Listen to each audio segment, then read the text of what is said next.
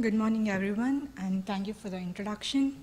Today I'll be talking about carbon dioxide plume geothermal energy and how its performance is going to be affected by Caprock and reservoir interface, and what happens when produced brine is reinjected back into the reservoir formation. Before going into the talk, I would like to acknowledge my co-authors, Jimmy and Professor Martin Saar, my advisor at University of Minnesota.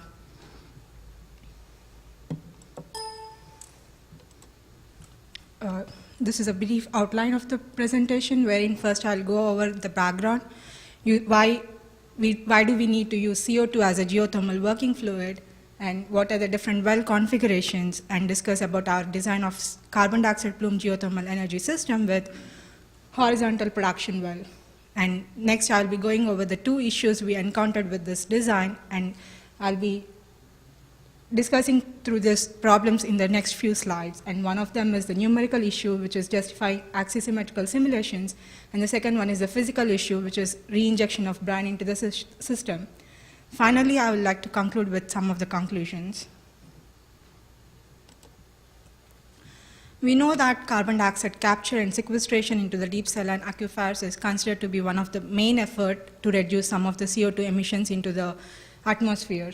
And CO2 has been used as an geothermal working fluid in conjunction with EGS since it was first introduced by Brown in 2000. And it has advantages over water because of its higher efficiency. And EGS, however, EGS involves hydraulic fracturing of very low permeable rocks, which can cause induced seismicity. And it is very difficult to maintain the permeability throughout the lifespan. So, in contrast, CO2 plume geothermal energy, which will be called as CBG later in this talk, which is developed at University of Minnesota, involves injection of CO2 into the highly permeable rock, which is bounded by low permeable cap and bedrock systems. And during the injection, CO2 displaces the brine and forms a CO2 plume, and it is not only sequestered in the formation, but also absorbs some of the heat from the reservoir, which can be tapped to produce power at the surface in a closed loop system. However, this also has all the challenges and advantages of the carbon capture sequestration system, but in this talk, I'll be just focusing on addition of the geothermal heat extraction to the existing CCS site. Why using CO2 as a geothermal fluid? Why not just use the water? Because it has some of the benefits rather than water, like it is available in excess and it has to be disposed, and it preserves some of the water resources like in water scarcity regions, and it also helps in negative carbon dioxide emissions because during this process some of the CO2 is sequestered underground. And it can provide some of the cost and power for the geologic CO2 sequestration, and it can be baseload renewable electricity source too. When coming into the power plant itself, it has some benefits like it can be operated at higher operating pressures and low temperatures, and it requires very smaller equipment when compared to water, so less carbon footprint. The main advantage is that with the CO2, it can develop a vigorous thermosiphon, which makes even low temperature and less permeable formations viable for electricity generation. This is because of its mobility, which is density over viscosity. And if you look at this equation, for a same geologic formation at similar conditions, the production flow rate depends upon the product of this mobility and the specific heat. So, if we look at the ratio of carbon dioxide to water mobility in the region of interest, it is about 3 to 6 times, whereas the specific heat ratio is same throughout the region of interest and equals to half. Therefore, the product is still 1.5 to 3 times more for CO2 when compared to water, which implies we get more production flow rate and hence the more power generation. So now we know that CO2 has more benefits when compared to water, so we stick with CO2 as our geothermal working fluid, and then looked at various well configurations. When we looked into the literature, the most common For all of the geothermal systems or enhanced geothermal system, the most common and standard 5-spot well is used, which is depicted here in this figure, with the central vertical injection well with 4 production wells at the corners of the square. Because of its symmetry, we can just simulate 1/8 of the system to completely understand the model. And this reduces the computational effort. And I would like to point out that this is the map view, and the wells are vertical wells which are drilled throughout the reservoir formation. In the case of CO2, when CO2 is injected, it displaces brine, and because of buoyancy starts to rise upwards and form a thin CO2 plume just underneath the caprock. Therefore, it doesn't make sense to drill a vertical well throughout the reservoir thickness when the plume is actually resided just underneath the caprock. And with the advancement in the horizontal drilling, it is better to use a horizontal well to capture this thin layer of the CO2 that is sequestered under the caprock. So we have a vertical injection well and a horizontal circular well for the production. So this makes the design of our system, CPG system, with vertical injection well and horizontal production well, which produces hot CO2 and which drives the power system at the surface, and then it is cooled and then reinjected back into the system.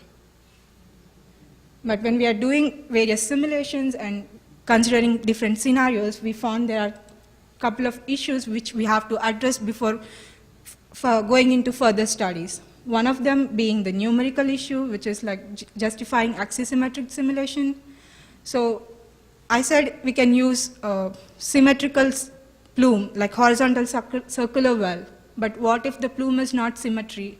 We can't use the circular well.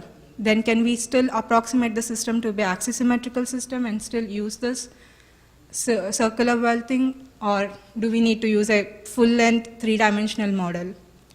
And then second issue is physical issue, which is reinjection of brine.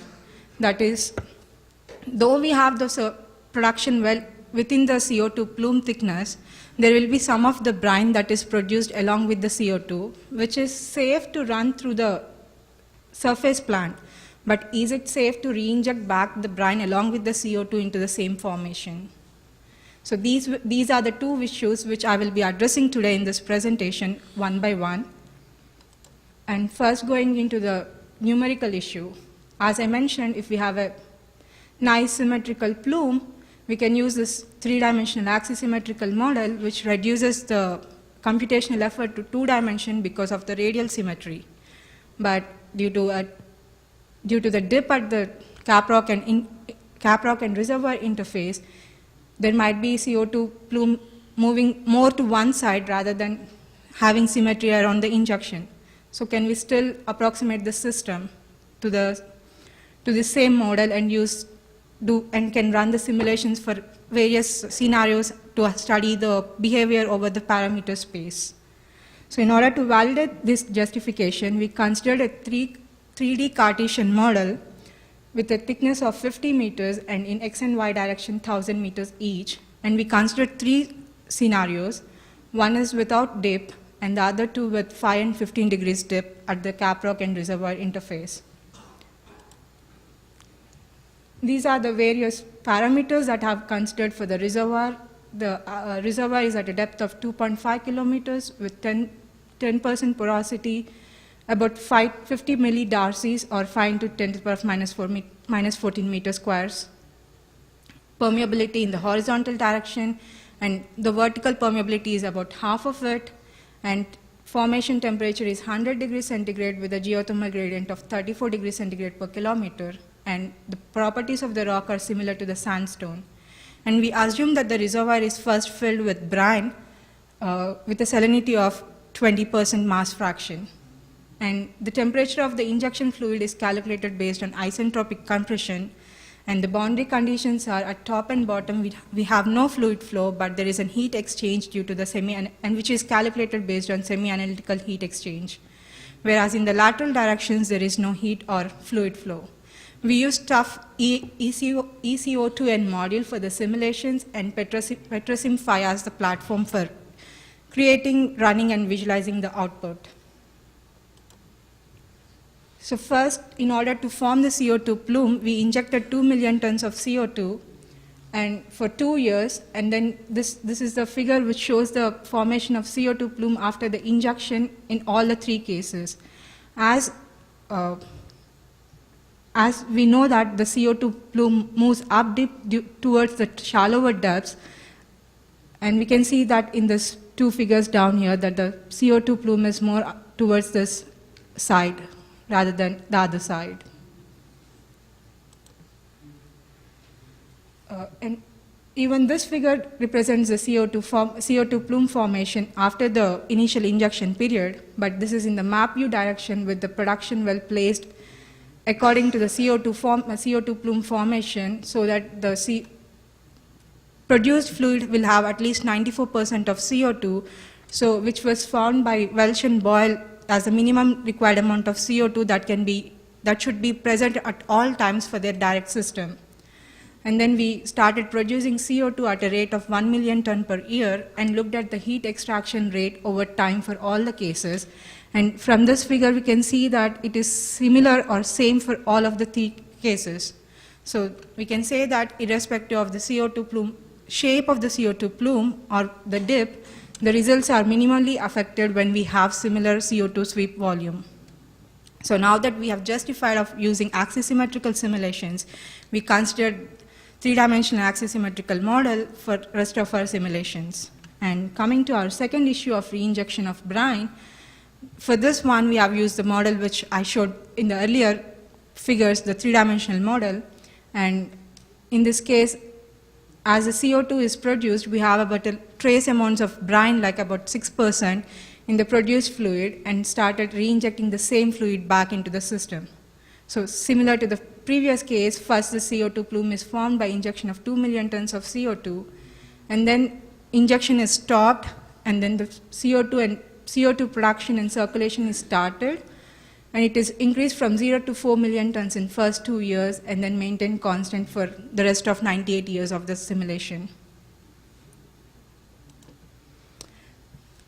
This figure shows the aqueous saturation of the aqueous phase saturation in the pore fluid over the time after the circulation started. So in the first figure, in the end of the 3rd month, we can see that it is mostly CO2 at the entrance near the injection well. But as the CO2 is recirculated with the little amount of brine, we can see the brine starting to accumulate along with the time near the injection well. This is because brine has less mobility when compared to CO2 and at the same conditions of temperature, which reduces the relative permeability of the CO2 phase and increases the the injection pressure at the well. The figure here shows the pressure with time after the CO2 circulation is started, and the solid line is the pressure at the production well, and we can see that it is almost stable after the steady state flow is reached. Whereas for the injection well pressure, it increases even after reaching the steady state. This is because of the brine accumulation. And during the development of flow rate, we can see there is an increase and decrease that accounts because of the increase in the brine concentration in the produced fluid. In order to visualize this more clearly, we considered a reservoir which is filled with CO2 and started injecting fluid with a 4 weight percent water, and saw what happens in the reservoir for the first few years.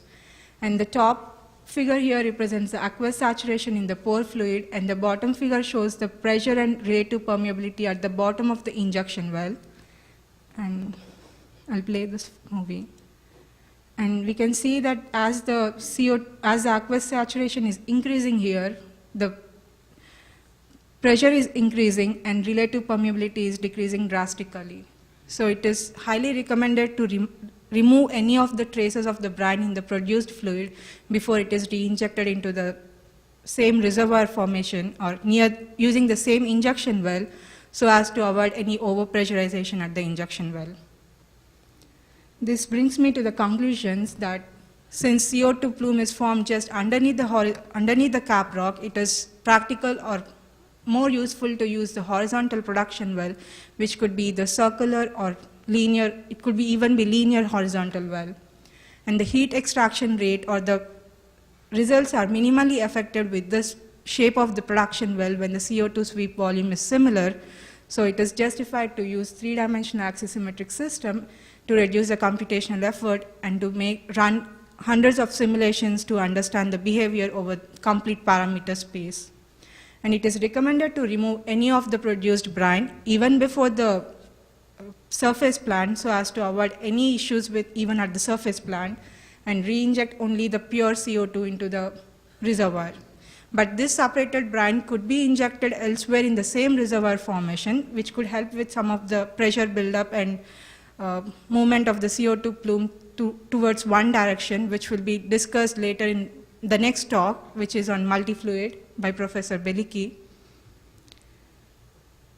And I would like to thank all the lab members who helped with me.